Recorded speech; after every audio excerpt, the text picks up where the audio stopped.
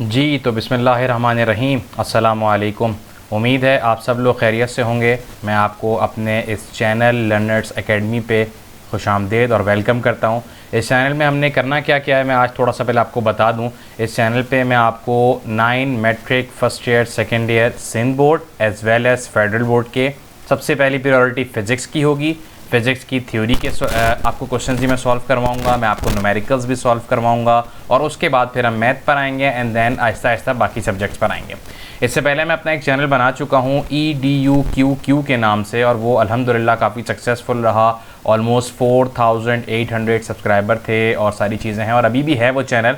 But इस channel को मैं शुरू कर रहा हूँ क्योंकि उस चैनल पे काफ़ी गैप आया, कोई 6-8 महीने का, साल का, जिसमें मैं वीडियो नहीं डाल सका unfortunately because of my busy schedule. लेकिन अब इंशाल्लाह इस चैनल पे आपको रोज़ाना के हिसाब से ये यूनिट्स के सॉल्यूशन मिलेंगे, आपको न्यूमेरिकल्स के सॉल्यूशन मिलेंगे, आपको और बहुत सारी चीज़ें मिलेंगी, आपको एजुकेशन से रिलेटेड न्यूज़ मिलेगी और बहुत सारी चीज़ें मिलेंगी। इसको मैं बिल्कुल प्रॉपर लेकर चलूँगा। वो मेरा चैनल अभी भी मेरे पास है, एक्टिव है, मैं उस पर भी अपनी वीडियोज़ डालूँगा इंशाल्लाह और ये मेरा चैनल बिल्कुल एक कंटिन्यूटी के साथ चलता चला जाएगा। ठीक है, आपने मुझे बताना है कमेंट सेक्शन में कि मेरी वीडियोस आपको कैसी लग रही हैं, क्या क्या मसले मसाइल आ रहे हैं आपको और अपने सिलेबस से रिलेटेड, ताकि मैं उन कमेंट्स को पढ़कर आप जो जो इश्यूज़ बता रहे हैं मैं उसको सॉल्व कर सकूं। चलते हैं। यूनिट नंबर 1 फेडरल बोर्ड का है, ये क्लास 9 का। मैं इसके थंबनेल पे आपको नज़र आ जाएंगी बहुत सारी चीज़ें और 9 क्लास वालों के साथ मैं शुरुआत कर रहा हूँ फेडरल बोर्ड की। इसके बाद मैं मैट्रिक फेडरल बोर्ड पर आऊँगा, then Sindh board 9 class, then Sindh board matric class. पहली प्रायोरिटी हमारी ये है कि हम 9-10 कंप्लीट कराएं, सिंध बोर्ड का भी और फेडरल बोर्ड का भी, एंड देन हम फर्स्ट ईयर सेकेंड ईयर पर आएंगे सिंध बोर्ड के भी और फेडरल बोर्ड के भी। ठीक है जी, शुरू करते हैं। Unit number 1 physical quantities and measurement, class 9 federal board. चलें जी। अच्छा, अब मैं आपको इसमें एक दो चीज़ें ज़रा क्लियर कर दूं कि मैंने आपको इसमें बताना क्या क्या है। हमने इसमें टोटल 9 क्वेश्चंस निकाले हैं। इसमें और बहुत सारी चीज़ें हैं चैप्टर के अंदर, बट नॉट इम्पॉर्टेंट। वो बहुत सारी चीज़ें ऐसी हैं जो कि MCQs में आ सकती हैं, जो कि आपसे शॉर्ट क्वेश्चन आंसर में बहुत मुश्किल है कि वो पूछें, जो कि मैंने छुड़वाया है। ठीक है, बट मैंने वो सारी चीज़ें कवर करवाई हैं जो कि आपके पास शॉर्ट क्वेश्चन में आती हैं। और एक बात और जहन में रखिएगा कि इस चैप्टर से कोई भी लॉन्ग सवाल नहीं निकलता। ठीक है जी, शॉर्ट क्वेश्चन आंसर निकलते हैं। शुरुआत करते हैं। क्वेश्चन नंबर 1 हमारे पास है डिफाइन फिजिक्स। बेसिकली फिजिक्स है क्या? ठीक है, the study of matter, energy and their interaction is called physics. The laws and principles of physics help us to understand nature. हमें फिजिक्स वो चीज़ है जो मैटर और एनर्जी और उनके दरमियान जो इंटरेक्शन हो रहा है, उनके दरमियान जो एक पार्टनरशिप लग रही है, उसके बारे में बताती है। ठीक है, और फिज़िक्स के जो प्रिंसिपल्स हैं, फिज़िक्स के जो लॉज हैं, वो ये वाहिद सब्जेक्ट है जो आपको नेचर से करीब करीब लाता है। यानी कि कुदरत आपकी इस दुनिया में, आपकी इस यूनिवर्स में क्या क्या चीज़ें कर रही है, फिज़िक्स उसको खुलकर आपको एक्सप्लेन करता है और उसके बारे में बताता है। Number 2, write down the importance of physics in our daily life. अगर हम अपनी डेली लाइफ को देखें, हमारी डेली लाइफ में ऐसा कोई भी काम नहीं है जिसमें फ़िज़िक्स नहीं लग रही है। ठीक है, in our daily life we hardly find a device, कोई भी ऐसी डिवाइस नहीं है जिसमें कि फिजिक्स इन्वॉल्व नहीं है। मैंने इसकी 5 या 6 सम एग्जांपल्स दी हैं, इसको देखते हैं जो हमारी डेली लाइफ से रिलेटेड है और उसके बाद फिर हम उसको पढ़ते हैं। चलें जी, ये हमने 5 एग्जांपल्स आपकी बुक में से निकाली हैं और ये क्या क्या हैं। Consider pulleys that make it easy to lift heavy loads. अगर आप किसी भी हैवी लोड को उठाना चाहते हैं तो विदाउट पुली ये पॉसिबल नहीं है। मिसाल के तौर पे गाड़ियों को क्रेन के ज़रिए उठाया जाता है।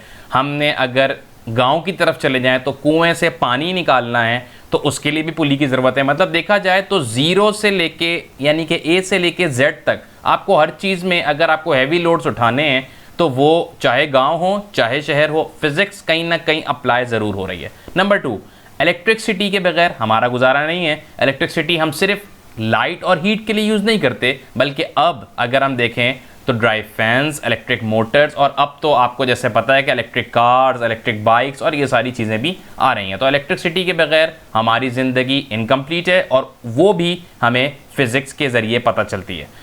Consider the means of transportation such as cars and airplanes. अगर आप बात करते हैं कि आपको एक कंट्री से दूसरी कंट्री ट्रैवल करना है तो आप विदाउट एयरप्लेन, विदाउट शिप्स नहीं कर सकते और इसमें भी आपकी फ़िज़िक्स का इस्तेमाल हो रहा है। आपको एक इलाके से दूसरे इलाके जाना है, आप कार का इस्तेमाल कर रहे हैं, इसमें भी फ़िज़िक्स की इन्वॉल्वमेंट शामिल है। नंबर 4, डोमेस्टिक अप्लायंस जैसे कि आपके घर में मौजूद हैं air conditioners, refrigerators, vacuum cleaners, washing machines, microwave और अनगिनत चीज़ें जितनी भी आप कह लें, ये सारी की सारी चीज़ें फिज़िक्स के प्रिंसिपल्स, फिज़िक्स के लॉस के ऊपर रिलाई कर रही हैं। Number 5, similarly the means of communication जैसे कि TV, telephone, computer, mobile phones, ये सारी चीज़ें आप एक जगह से बैठ के दूसरी जगह बात कर रहे हैं मोबाइल फ़ोन्स के ज़रिए, आप मैसेजेस कर रहे हैं, आप टीवी देख रहे हैं, आप कंप्यूटर यूज़ कर रहे हैं, ये सारी चीज़ें फिज़िक्स इसमें इन्वॉल्व हो रही है।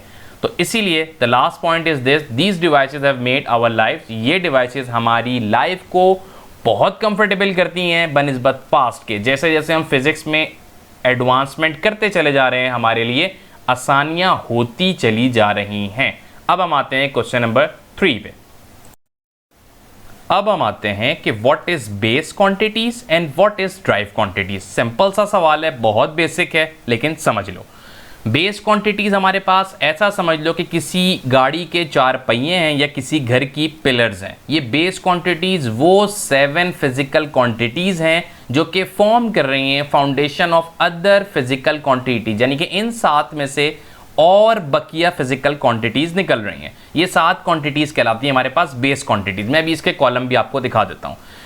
इसमें क्या क्या चीज़ें शामिल हैं? इसमें हमारे पास लेंथ है, मास है, टाइम है, इलेक्ट्रिक करंट है, टेम्परेचर है, इंटेंसिटी ऑफ लाइट है और अमाउंट ऑफ सब्सटेंस है। याद रहे, ये वो बेसिक बेस क्वांटिटीज़ हैं, ये वो 7 इंपॉर्टेंट बेस क्वांटिटीज़ हैं जिनमें से बकिया क्वांटिटीज़ निकल रही हैं। ठीक है। नंबर 2 पर अगर हम देखें तो ड्राइव क्वांटिटीज़ हैं। ये वही क्वांटिटीज़ हैं जो कि बेस क्वांटिटीज़ में से निकली हैं, इसीलिए हम इनको कहते हैं ड्राइव क्वांटिटीज़। इनके अंदर क्या क्या चीज़ें शामिल है? एरिया, इसके अंदर वॉल्यूम, इसके अंदर speed, force, work, energy, power, electric charge and electric potential and so on. ये बहुत सारी चीज़ों पे शामिल है। बट बेस क्वांटिटीज़ हमारे पास 7 है। ड्राइव क्वांटिटीज़ बहुत ज़्यादा हो सकती हैं, लेकिन ड्राइव क्वांटिटीज़ वही हैं जो हमारे पास बेस क्वांटिटीज़ में से निकल रही हैं। मैंने इनका चार्ट बना दिया है, मैं आपको इसका चार्ट दिखाता हूँ ताकि वो आपको और क्लियर कर देगा। अच्छा जी, बेस क्वांटिटीज़ और ड्राइव क्वांटिटीज़ के टेबल से पहले हम पढ़ लेते हैं what is international system of units, जिसको हम हुर्फ़ आम में SI यूनिट्स भी कहते हैं। ये है क्या हमारे पास?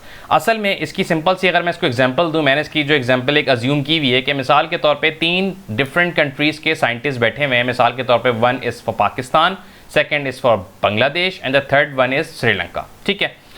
ये तीनों बात कर रहे हैं अलग अलग लैंग्वेजेस में। श्रीलंकन बात करेगा श्रीलंकन में, बांग्लादेशी बंगाली में, पाकिस्तानी उर्दू में। तीनों को अपनी बातें समझ में नहीं आ रही हैं, यानी कि वो जो बंगाली बोल रहा है पाकिस्तानी को समझ में नहीं आएगा।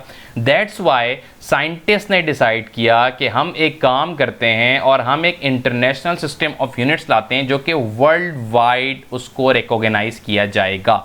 इसी सिलसिले में 11th general conference on weight and measures जो कि पेरिस में हुई 1960, इसने एक एडॉप्ट किया world wide system of measurements, जिसको हम कहते हैं इंटरनेशनल सिस्टम ऑफ यूनिट्स, और इसको कॉमनली रिफर्ड किया जाता है SI सिस्टम्स में। ये जो बेस क्वांटिटीज़ और ड्राइव क्वांटिटीज़ के मैं आपको टेबल दिखाऊंगा, इसमें वो SI यूनिट्स भी शामिल हो रहे हैं जो आप पाकिस्तान में बोलें या अमेरिका में बोलें या ऑस्ट्रेलिया में बोलें या अफ्रीका में बोलें, उसको वही कहा जाएगा जो SI यूनिट्स ने उसके नाम रखे हैं। ये एक बहुत छोटा सा और बेसिक सा सवाल है, आता नहीं है ये वाला सवाल, बट आपको पता होना चाहिए कि what is SI unit system. और इसमें जो एक लाइन लिखी हुई कि ये 11th general conference on weight and measures जो कि पेरिस में हेल्ड हुई 1960 में, उसमें ये काम किया गया। तो ये आपके MCQs के लिए बहुत इंपॉर्टेंट है। चलें जी, 7 बेस क्वांटिटीज और उनके यूनिट, वो यूनिट जो कि SI यूनिट है। ठीक है। 7 बेस क्वांटिटीज कौन कौन सी हैं? Number 1 is length, mass, time, electric current, intensity of light, temperature और अमाउंट ऑफ अ सब्सटेंस। ये वही हैं जो कि हमने पहले बेस क्वांटिटीज की डेफिनेशन में पढ़ी हैं। इनके सिंबल्स मैंने बता दिए हैं। लेंथ का L स्मॉल, मास का स्मॉल m, टाइम का स्मॉल t, इलेक्ट्रिक करंट का capital I, intensity of light का कैपिटल L, टेम्परेचर का कैपिटल T और अमाउंट ऑफ सब्सटेंस का M। और फिर जो यूनिट वाला कॉलम है, मैंने यूनिट के नेम्स और उनके सिंबल भी ताकि आपको क्लियर रहे। ये वही यूनिट्स हैं जो कि SI यूनिट्स कहलाते हैं। लेंथ की मीटर और उसका सिंबल M, मास का किलोग्राम kg, टाइम का सेकेंड S, इलेक्ट्रिक करंट का ampere A, intensity of light का कैंडेला CD, टेम्परेचर का केल्विन के और अमाउंट ऑफ अ सब्सटेंस का मोल और MOL उसका सिंबल है। ये वो यूनिट्स हैं, ये वो SI यूनिट्स हैं कि आप यहाँ बैठे हुए हैं तब भी आप मास को किलोग्राम बोलेंगे, अगर आप जर्मनी जाते हैं वहाँ पर भी आप किलोग्राम बोलेंगे, आप अमेरिका जाते हैं वहाँ पर भी आप किलोग्राम बोलेंगे, और अगर आप ऑस्ट्रेलिया जाते हैं तो किसी भी चीज़ की क्वांटिटी को आप किलोग्राम ही बोलेंगे। दैट्स वाई SI यूनिट के सिस्टम को लाया गया ताकि एक नाम रखा जाए और उससे आसानी रहे। ठीक है जी, अब हम ड्राइव क्वांटिटीज़ को भी इसी तरह देख लेते हैं। चलें जी, अब आ जाएं ड्राइव क्वांटिटीज़ पे। ड्राइव क्वांटिटीज़ कौन कौन सी हैं हमारे पास? Speed, acceleration, volume, force, density, pressure, charge. याद रहे ये वही ड्राइव क्वांटिटीज़ हैं जो कि बेस क्वांटिटीज से निकली हैं। इनके भी मैंने आपको सिंबल बता दिए हैं, स्मॉल v, एक्सेलरेशन का स्मॉल a, वॉल्यूम का कैपिटल V, फोर्स का कैपिटल F, प्रेशर का कैपिटल P, डेंसिटी का स्मॉल p और चार्ज का q। और इनके जो SI यूनिट सिस्टम्स हैं वो भी मैंने आपको क्लियर कर दिए उनके नेम और सिंबल्स के साथ। स्पीड का मीटर पर सेकेंड, एक्सेलरेशन मीटर पर सेकेंड स्क्वायर, वॉल्यूम का क्यूबिक मीटर यानी कि m का क्यूब, फोर्स का कैपिटल N यानी कि न्यूटन, प्रेशर का कैपिटल P और A पास्कल, डेंसिटी का किलोग्राम पर क्यूबिक मीटर यानी कि kgm-3 और चार्ज का कूलम यानी कि कैपिटल C। ये वही ड्राइव क्वांटिटीज हैं जो कि बेस क्वांटिटीज में से निकली हैं और फिर ये आगे फर्दर चल रही होती हैं। तो यानी कि ये एक तरीके से आपके घर की फर्स्ट फ्लोर है, बट जो ग्राउंड फ्लोर और जो बेस है वो आपकी वही 7 बेस क्वांटिटीज हैं जिनके ऊपर ये घर फिजिक्स का खड़ा हुआ है और सारी क्वांटिटीज देन उसमें से निकल रही हैं। Okay, now the most important thing in this chapter मेरे हिसाब से जो कि है प्रीफिक्सेस का टेबल। इस टेबल को आपकी फेडरल बोर्ड की बुक में एक साथ बनाया हुआ है, बट मैंने आपकी आसानी के लिए इसको अलग अलग कर दिया। पॉजिटिव यूनिट्स एक जगह कर दी हैं और नेगेटिव यूनिट्स मैंने एक जगह कर दी हैं। प्रीफिक्सेस का टेबल, इसमें बहुत सारी यूनिट्स हैं जो कि आपके काम की नहीं हैं और बहुत सारी हैं जो आपके काम की भी हैं, जो कि आप न्यूमेरिकल्स में यूज़ करेंगे। जो काम की नहीं है वो आप MCQs में आपके पास आ सकती हैं। जो पॉजिटिव वाली है याद करना बड़ा आसान है, अगर दोनों को सामने रखो, prefix exa, peta, tera, giga, mega, kilo, hecto, deca. इनके सिंबल्स मैंने बता दिए, capital E, capital P, capital G, capital M, small k, small h, DA। और अगर आप इनके मल्टीप्लायर या यूनिट्स देखें तो ऊपर से शुरू हो रहे हैं 10 की पावर 18, 3 कम कर दें 15, 12 यानी कि 3 का टेबल 6 तक आएगा, एंड देन फिर 3, 2, 1। और इसी के बरक्स जब आप नेगेटिव को देखोगे तो वो शुरू हो रहा है -1 से और ख़त्म हो रहा है -18 पे। सीक्वेंस यही है उनकी भी यूनिट्स की, ठीक है, बस वो पॉजिटिव की जगह माइनस है और उसमें आपके पास काम 18 से नहीं बल्कि -1 से शुरू हो रहा है। एक चीज़ और आपको बता दूं कि आपको इसमें जो यूनिट्स का इस्तेमाल करना है इस बुक में ज़्यादातर, वो आपके पास 2 ही होंगी मेरे हिसाब से। एक होगी मेगा यानी कि कैपिटल M 10 की पावर 6 और एक होगी किलो यानी कि स्मॉल k 10 की पावर 3। इसके अलावा जो यूनिट्स हैं ये आपकी इस बुक में काम नहीं आएंगी, बट आपके लिए पढ़ना ज़रूरी है because in terms of MCQs। ठीक है, नेगेटिव वाले टेबल को देखते हैं। चलें जी, नाउ डेसी, सेंटी, मिली, माइक्रो, नैनो, पिको, फेमटो, एटो। और इनके symbols small d, small c, small m, mu, small n, small p, small f और a। और इनके मल्टीप्लायर जैसे मैंने आपको बताया वो 1 पे ख़त्म हुआ, ये -1 से शुरू हुआ, -1, -2, -3, देन 3 का टेबल पढ़ लें 6 तक, -6, -9, -12, -15 एंड -18। ठीक है जी। अच्छा, याद रहे कोई कंफ्यूज ना हो कि ये आपने अलग अलग टेबल बता दिया, टेबल एक है, मैंने इसको लिखने का तरीका अलग कर दिया ताकि आपको याद करने में आसानी रहे। आपकी फेडरल बोर्ड की बुक में ये एक साथ लिखा हुआ है, ठीक है, सिंध बोर्ड की बुक में थोड़ा सा डिफरेंट है यानी कि अलग अलग करके लिखा हुआ है, तो वो ज़्यादा बेहतर है। और इस टेबल में आपके लिए कौन कौन सी यूनिट इंपॉर्टेंट्स हैं? डेसी इंपॉर्टेंट, सेंटी, मिली, माइक्रो, नैनो। पिको, फेमटो, एटो का काम आपके पास इस बुक में नहीं होगा, बट आपको उनके यूनिट्स याद होने चाहिए फॉर MCQs पर्पस। ठीक है जी, आगे चलते हैं। अच्छा जी, ये छोटे छोटे से 2-3 सवाल हैं, इनको देख लेते हैं। What is scientific notation? In scientific notation आप किसी भी नंबर को 10 की पावर में लिखते हैं, ठीक है, यानी कि एग्जाम्पल के तौर पे इसको पहले देखते हैं और उसके बाद हमें ज़्यादा सही समझ में आएगा।